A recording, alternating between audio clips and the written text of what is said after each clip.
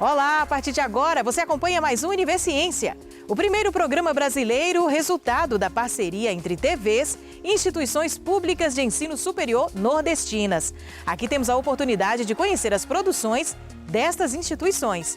Confira algumas das pesquisas que vamos conhecer hoje. Estudo da Universidade Federal do Ceará sobre combate a incêndios a partir de imagens é destaque em uma das mais importantes revistas internacionais da área industrial. Universidade Federal do Rio Grande do Norte realiza um mapeamento das áreas de riscos de acidentes das falésias. E na Universidade Estadual da Paraíba, um levantamento sobre a literatura de cordel ajuda a identificar novos artistas.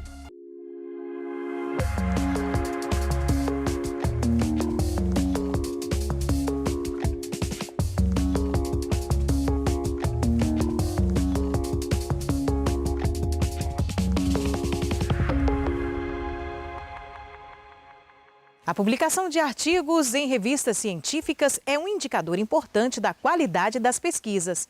E as universidades do Nordeste têm crescido nesse parâmetro. Um exemplo é um estudo que a gente vai conhecer agora.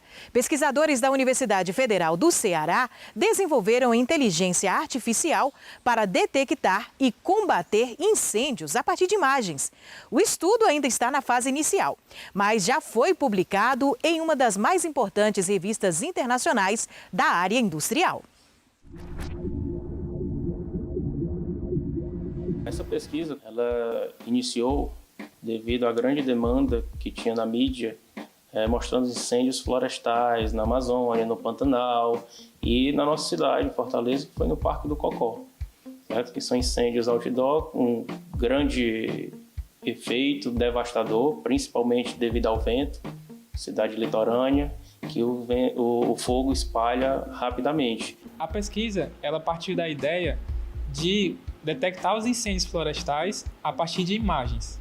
Então, a partir de câmeras de vigilância, a partir de imagens de drones, nós conseguimos fazer a detecção dos incêndios pela assinatura do fogo coletada pela imagem. Então, nós conseguimos detectar a fumaça e a chama e assim conseguir detectar o incêndio de forma precoce. Então, quanto mais precoce, melhor será o combate, né?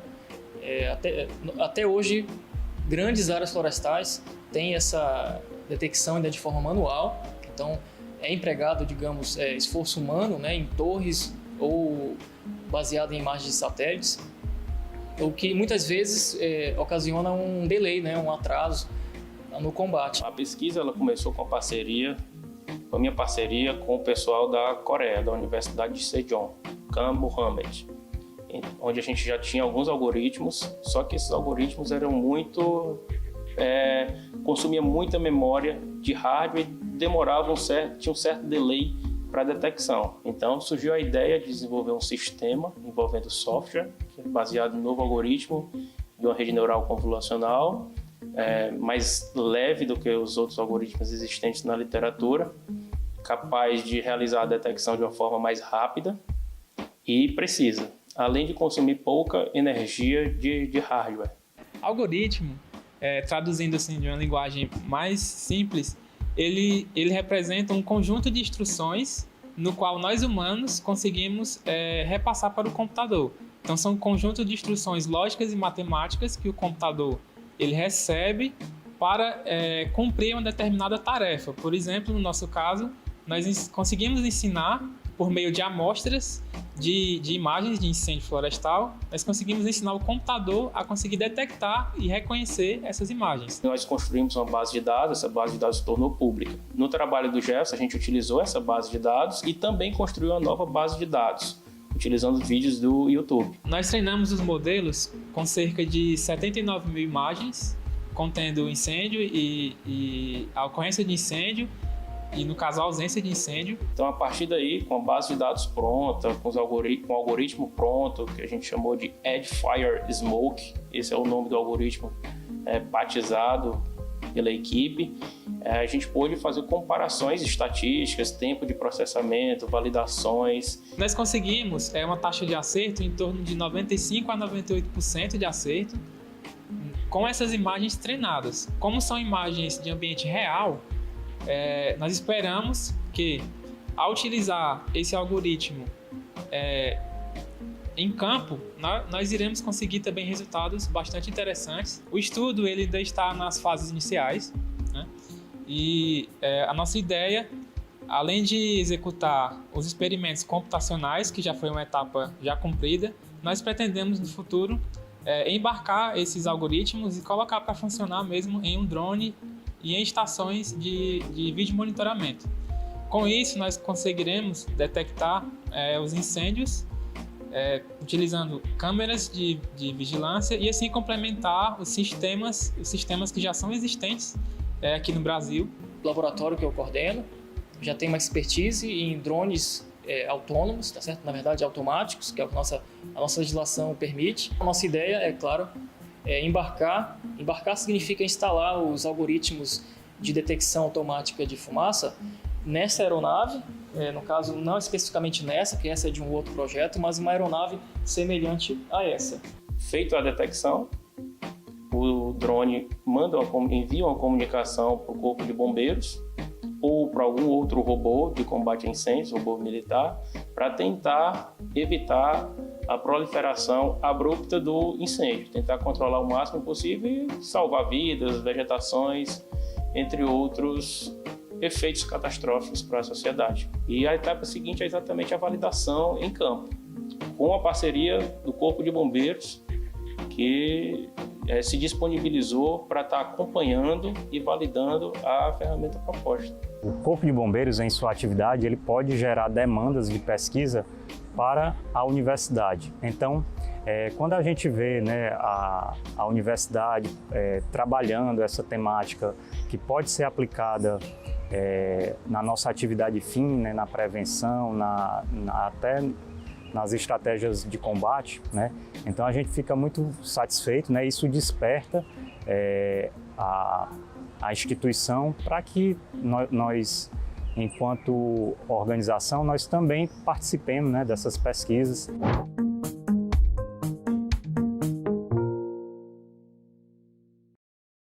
Uma pesquisa realizada pela Universidade Federal do Ceará e pela Universidade Federal do Rio Grande do Norte estuda e previne risco de acidentes nas falésias do litoral potiguar. É depois do intervalo, o Univerciência volta já já.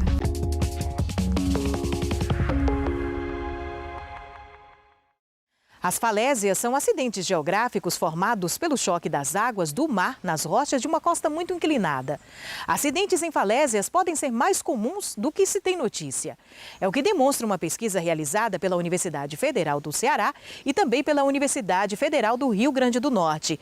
Entre março e novembro de 2021, o projeto Falésias estudou 8 quilômetros desses paredões nas praias de Pipa e Barra da Tabatinga, no litoral do Rio Grande do Norte, e fez um mapeamento dos riscos. Drones, sensores e radares ajudaram a entender a dinâmica natural das falésias. Vamos conferir.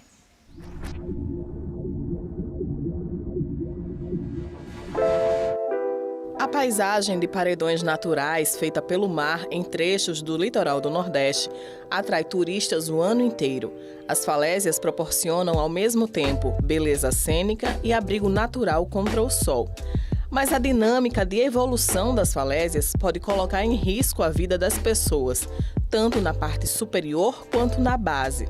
O diagnóstico desses riscos, realizado por pesquisadores do projeto Falésias, indica que acidentes nesses locais podem ser mais comuns do que se tem notícia. O projeto Falésias, ele surge após o dia 17 de novembro de 2020, quando há um colapso de blocos aqui, justamente aqui atrás de onde a gente está, nesse local exato, que vitimou uma família.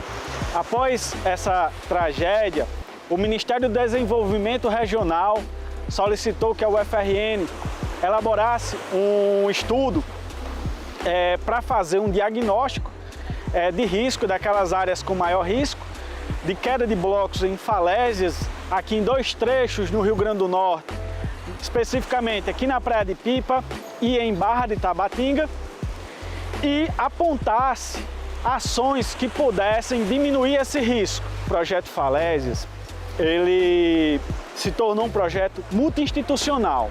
Ele é executado pela UFRN, em parceria com a Universidade Federal do Ceará, com pesquisadores do Instituto Federal da Paraíba e de outras instituições. Criamos uma equipe composta por geógrafos, geólogos, geofísicos, engenheiros civis e reunimos todo o aparato tecnológico mais moderno, onde inclui drones com câmera 4K, escaneamento laser, radar de penetração no solo, todo um aparato tecnológico extremamente moderno para tentar visualizar aquilo que nem sempre é possível de ser visto quando você olha a falésia. Empregando um conjunto de tecnologias voltadas para a identificação dos aspectos físicos da falésia, identificação de estratigrafia, identificação de fraturas, qual era o grau de fraturamento, o grau de consolidação dessa rocha,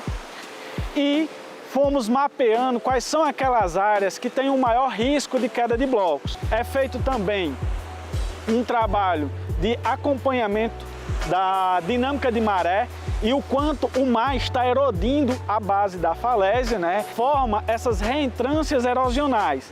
A onda colapsa, solapa a base da maré e ele vai desgastando. Daí esse material ele fica sem base e com o tempo ele tende a cair. Essa é uma área que há cerca de 25 anos era uma área mais estável. A erosão marinha não estava solapando a base da falésia, ou seja, não estava erodindo a falésia. E aí esse processo ele se iniciou e o que a gente vem notado é que há uma certa intensificação nessa erosão da falésia aqui nesse trecho. Um outro elemento que a gente mapeou aqui é o grau de fraturamento dessa área. Essa área ela é muito fraturada. Além desse fraturamento da rocha, há também uma camada arenosa que recobre essas rochas. E essa camada arenosa, ela faz com que tenha-se um maior risco de movimento de massa na borda da falésia. Daí a recomendação de que nesse trecho, por exemplo, as pessoas mantenham uma distância mínima de 5 metros para evitar qualquer movimento de massa e risco de queda da borda da falésia. As falésias estão intensificando seu processo erosivo atualmente em virtude de 1. Aquecimento global e elevação do nível do mar. Isso associado a um contexto de praias estreitas faz com que as marés atinjam com muita força a base da falésia, acelerando seu processo erosivo. 2. Ocupação desordenada na margem do que nós chamamos de tabuleiro. Tabuleiro é o topo, né, dessa feição que termina com essa queda abrupta, que é o que nós chamamos de falésia. O fato da gente indicar que está colapsando significa que esse material, ele a qualquer momento ele pode se movimentar, ou seja, ele pode cair na base da falésia. Como não é algo que seja matematicamente calculável quando vai ocorrer, então ele pode ocorrer agora, pode ocorrer daqui a 6 meses, pode ocorrer daqui a 1 ano, significa dizer que é uma área com risco de colapso. É necessário que se faça um trabalho de monitoramento dessas falésias a partir de então, para se estabelecer classes e mapas de risco de áreas que são mais instáveis e requerem maiores cuidados e áreas que são mais estáveis e aí são mais tranquilas para o turismo, digamos assim. E 2, é preciso disseminar a cultura do risco na atividade turística, mas com muita tranquilidade, sem prejudicar a atividade, né? É preciso que os operadores de turismo local, né, eles orientem o turista a não se arriscar. E aí a gente constituiu um relatório fazendo apontamentos com ações para mitigar, para diminuir esse risco de acontecimentos, de tragédias como já tivemos aqui.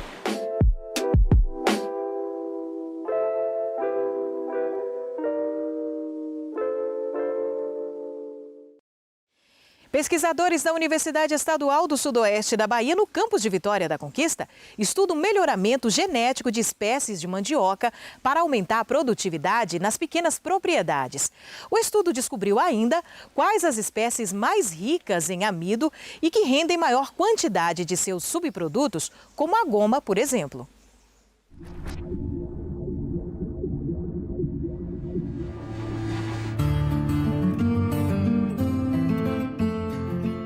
A universidade desenvolve há mais de 20 anos esse projeto de melhoramento da mandioca, que iniciou com o professor Correia, já aposentado há alguns anos. E para atender uma necessidade dos produtores, não só da nossa região, mas de modo geral de todos os produtores de mandioca, que é aumentar o leque de opção que ele tem para escolher, para definir qual tipo de mandioca ou qual variedade ele vai plantar. A primeira linha é a introdução e avaliação de variedades. Então, através dos nossos parceiros, nós temos parcerias com associações e cooperativas da região e temos parceria também com a Embrapa, o Centro Nacional de Pesquisa de Mandioca e Fruticultura. Nós recebemos variedades que já são cultivadas em outros ambientes e que não foram testadas aqui em Conquista ainda, na nossa região sudoeste. Então, nós introduzimos e avaliamos esse material na tentativa de encontrar algum deles aí que seja superior em produção às variedades que já são cultivadas na nossa região pelos agricultores. A outra linha é a produção de novos genótipos. A mandioca ela é multiplicada por pedaço do caule. Então, quando você corta o caule e planta, aquele indivíduo é um clone do primeiro. Então, não tem a variação. É a mesma variedade, é o mesmo material, produz do mesmo jeito. Mas ela também produz a semente botânica. Então nós coletamos a semente, cada semente dá origem a um novo indivíduo e estudamos essas sementes na tentativa de encontrar um indivíduo desse oriundo de semente que produza mais do que os materiais que são cultivados normalmente na região. No final do ano passado nós tivemos mais ou menos 100 plantas dessas de sementes, selecionamos umas 30 para continuar com os trabalhos de avaliação. A importância da gente estar fazendo esse trabalho de melhoramento genético é selecionar materiais produtivos, que têm um potencial produtivo, uma boa produtividade de raízes tuberosas, assim também como um bom potencial de teor de amido. A principal finalidade hoje que a gente faz aqui é para divulgar para os produtores da região sudoeste. Ela pode ser divulgada, como já vem sendo feita há algum tempo, por dias de campo. E elas são, geralmente a gente disponibiliza algumas manivas, alguns materiais que já foram testados para esses produtores, que têm uma boa produtividade. Elas estão aqui em fase de multiplicação para serem incluídas nos experimentos futuros. Do material que é variedade introduzida de outros locais, adaptados aqui na região, nós testamos mais ou menos 100 variedades e dessas 100, a poti branca e a verdinha demonstraram um melhor comportamento produtivo, produzindo em média 20% a mais do que a variedade Sergipe, que é a principal cultivada aqui na nossa região. Quer dizer, hoje os agricultores têm à disposição, além das variedades locais, essas duas variedades mais produtivas do que as tradicionais. Geralmente essa determinação de amido é feita pelo método da balança hidrostática.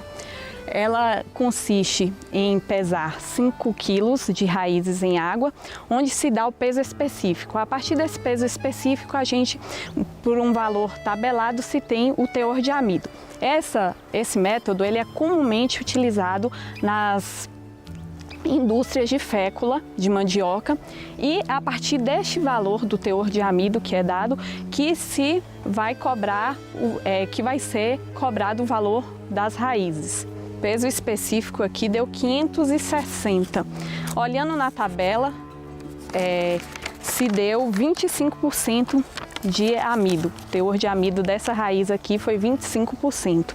Na literatura se recomenda acima de, no mínimo, 30% de amido, que as raízes tenham pelo menos 30% de amido para que tenha um bom rendimento nas indústrias. Os experimentos que nós fizemos para validar o comportamento produtivo dessas variedades foram em vários municípios da região, nas fazendas dos produtores em vários anos. Então, eles acompanharam esse trabalho, então eles sabem daquele material, eles próprios identificaram aquele material.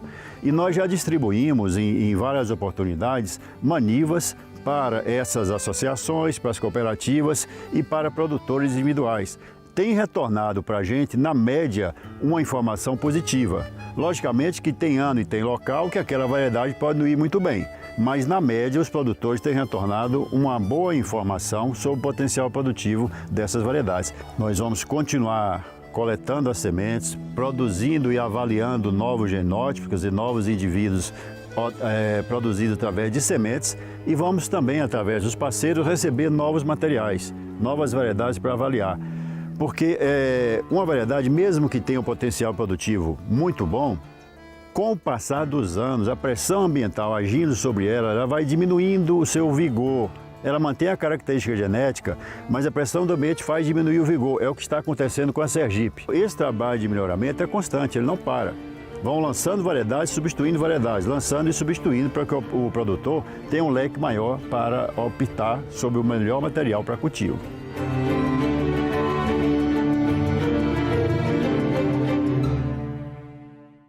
E no próximo bloco a gente acompanha o trabalho de pesquisadores da Universidade Estadual da Paraíba para mapear a produção de cordel e descobrir os novos cordelistas. Univerciência volta já já.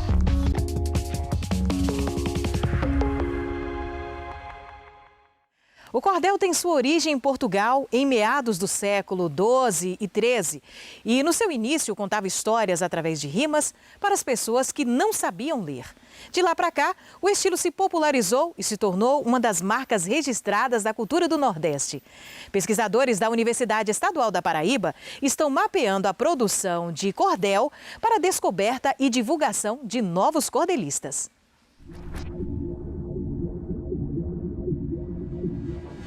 A Paraíba é celeiro de grandes dos cordelistas. Poetas e violeiros, cantadores, repentistas, mestres da literatura, baluartes da cultura são muitos desses artistas. A Paraíba é realmente um celeiro de poetas cordelistas. O paraibano Leandro Gomes de Barros, por exemplo, é considerado o pai do cordel, por ter iniciado a publicação dos folhetos no século passado. Outros muitos nomes desse gênero da literatura surgiram aqui, como Antônio Alves Sobrinho, Manuel Monteiro, Manuel Camilo dos Santos e José Camelo de Melo Rezende, autor do famoso cordel do Pavão Misterioso. Com um campo tão fértil dessa manifestação cultural, os pesquisadores da área passaram a investigar o tema principalmente na Universidade Estadual da Paraíba, que se tornou a maior referência em estudos sobre cordel. Uma dessas pesquisadoras é a professora Vaneide Lima, que há anos estuda a temática. A Paraíba é um grande celeiro de poesia popular, né? E a poesia popular acaba contemplando o cordel. O cordel é poesia popular, mas nem toda poesia popular é o cordel, porque o cordel ele vai ter a questão do impresso, né? Através dos folhetos que são publicados, então você tem a questão do impresso e nem toda poesia popular está representada no cordel. Você tem os repentes, tem os cantadores, né, populares. A professora está fazendo um levantamento sobre a produção dos cordelistas no estado. Esse é o aspecto fundamental. É que existem alguns produtores de cordel que não são conhecidos nem pela crítica, né, nem pelos críticos literários, nem pela própria universidade. Por quê? Porque são pessoas que têm uma produção ainda restrita e pouco divulgada. Então, o nosso trabalho, por exemplo, vem descobrindo alguns produtores de cordéis. Por exemplo, Davi Paixão é um poeta que a gente identificou lá, vizinho a Catolé do Rocha, onde o nosso projeto de iniciação científica tem uma abrangência. Quem é Davi Paixão? Quem é que conhece Davi Paixão, né? Quem lê os cordéis de Davi Paixão? Sou da terra do sol quente, onde nasceu Gonzagão, e também Lampião, que foi o cabra mais valente. Defendo toda essa gente com razão de defender. Não me envergonho de dizer que no Nordeste fui nascido, sou nordestino assumido com muita razão de ser. O sertão da poesia, do sol quente que aquece, do trovão que estremece, esse chão com alegria. De uma noite de cantoria com festejo e renovação, comemora-se o São João e a alegria vem de graça, quanto mais o tempo passa, mais eu amo o meu sertão. A partir dessa identificação, nós resolvemos ampliar a proposta e hoje o projeto ele abrange não só Catalha do Rocha, mas Bom Sucesso, Brejo do Cruz, Brejo Santos e Riacho dos Cavalos.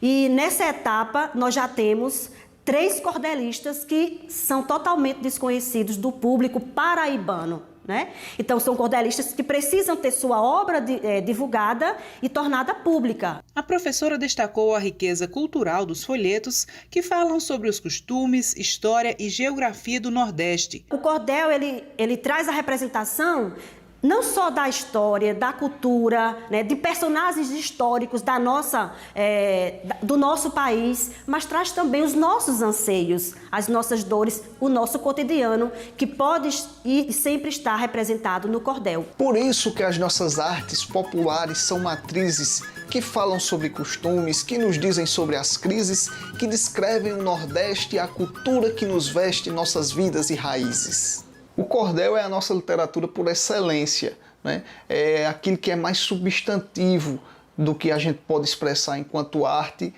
falada, né? Já que advém da oralidade, e principalmente através da palavra. E estudar o cordel é fazer um estudo antropológico mesmo da história do homem do Nordeste. Para a professora Vaneide Lima, o cordel é um excelente artifício para ser trabalhado em sala de aula. Utilizar a literatura de cordel na sala de aula traz contribuições muito significativas para a formação de leitores, né? Então, não só formar leitores, mas, sobretudo, valorizar essa cultura tão importante que é nossa, que é nordestina, que hoje é patrimônio nacional brasileiro e, sobretudo, valorizar os aspectos regionais que estão representados na literatura de cordel. Então, a valorização da cultura nordestina, a valorização da poesia popular, que é tão rica no nosso meio, e aí sempre numa abordagem que valorize o cordel enquanto literatura. Enquanto manifestação literária, ele tem muito a contribuir, sim, para a formação de leitores, por exemplo, que é o meu viés, a minha preocupação como professora de literatura. E a gente percebe que os nossos alunos se identificam com essa literatura, porque eles se veem representados nessa cultura, porque ela está arraigada na nossa experiência através de toda uma tradição oral. A UEPB tem a maior coleção de folhetos de cordel do mundo. O acervo, com mais de 18 mil cordéis, fica na Biblioteca de Obras Raras Átila de Almeida, que tem títulos com mais de 100 anos. Obras muito raras, principalmente por causa do tipo de suporte do gênero, que é em papel jornal. A biblioteca é uma fonte de pesquisa para vários estudiosos e também contribui para o fato da UEPB ser uma das instituições com o maior número de pesquisas na área. Somente no Google acadêmico, quase 200 trabalhos fazem referência à Biblioteca Átila de Almeida. A gente tem muitos aspectos positivos em relação a esse panorama atual da literatura de cordel. Há novos poetas populares, né? Há novos produtores de literatura de cordel, sim. Então, eu acho que esse panorama vem, sim, se mantendo e se renovando. O cordel é a poesia que temos conhecimento. Com ela, cantamos glórias, lastimamos sofrimentos, construímos a história, refiguramos memórias, eternizamos momentos. E o Universiência de hoje fica por aqui. Mas no próximo programa tem mais pesquisas científicas produzidas pelas instituições públicas de ensino superior do Nordeste para a gente conhecer. E você já sabe, se tem dúvida ou sugestão, envia para o nosso e-mail universiencia@uesb.edu.br que a gente explica por aqui num outro programa. Tchau, tchau e até lá!